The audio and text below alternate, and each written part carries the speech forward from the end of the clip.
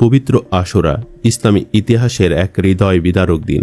এই দিনে কারবালার প্রান্তরে মহানবী সাল্লাল্লাহু আলাইহি ওয়াসাল্লামের দৌহিত্র হযরত ইমাম হোসেন রাদিয়াল্লাহু তাআলা আনহু এবং তার পরিবারের সদস্যরা ও সঙ্গীরা অন্যায়ের বিরুদ্ধে দাঁড়িয়ে শাহাদাত বরণ করেন। শোক, ত্যাগ আর আত্মবিসর্জনের এই দিনের আবেদন সীমিত নয় শুধু একটি মত বা মাযহাবের মধ্যে, বরং গোটা মুসলিম উম্মাহ হৃদয় জুড়ে জেগে থাকে এক অপার বেদনা ও শ্রদ্ধা। আর এই শ্রদ্ধা ও সংবেদনার বহিঃপ্রকাশ ঘটল আজ নারায়ণগঞ্জের রাজপথে। তাজিয়া মিছিলে অংশ নিলেন বিএনপি নেতা জাকির খান। কালো পোশাক, মুখে বিষণ্ণতা আর চোখে সম্মানের অভিব্যক্তি। শোকাহত জনতার সাথে পায়ে পা মিলিয়ে হেঁটে গেছেন তিনি। তাজিয়া মিছিলে অংশ নিয়েছিলেন নির্লিপ্তভাবে, বিনয় ও একাগ্রতার সাথে। এরপর কারবালার শহীদদের আত্মার মাগফিরাত কামনায় আয়োজিত বিশেষ দোয়ায় অংশ নেন জাকির খান। তিনি দোয়া করেন মুসলিম উম্মার জন্য, দেশ ও জাতির জন্য।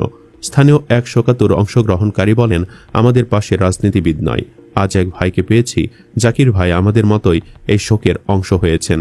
একজন রাজনীতিক যখন কাঁধে কাঁধ মিলিয়ে দাঁড়ান সাধারণ মানুষের পাশে, তখন তা হয়ে ওঠে সম্প্রীতির এক শক্তিশালী বার্তা। এটি শুধু রাজনৈতিক শোভানতা নয়, বরং এক গভীর মানবিক দায়বোধ।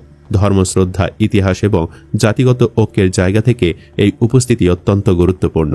জাকির খান নিজেও বলেছেন, কারবালা শিক্ষা হচ্ছে অন্যায়ের বিরুদ্ধে রুখে দাঁড়ানো। আশুরা আমাদের শেখায় সত্য ও ন্যায়ের পথে অটল থাকতে। ইতিহাস সাক্ষ্য দেয়, যারা অন্যায়ের মুখে নত হয়নি তারাই মানুষকে আলো দেখিয়েছে। কারবালার এই আত্মত্যাগের গল্প শুধু অতীতের নয়, এটা আজও আমাদের প্রতিদিনের অনুপ্রেরণা।